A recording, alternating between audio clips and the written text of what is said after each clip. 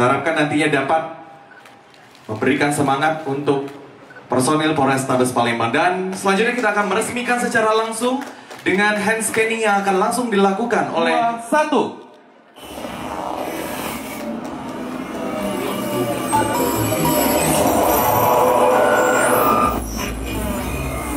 Renovasi lobi utama Mapolrestabes Palembang, Satlantas dan penataan Taman Polrestabes Palembang.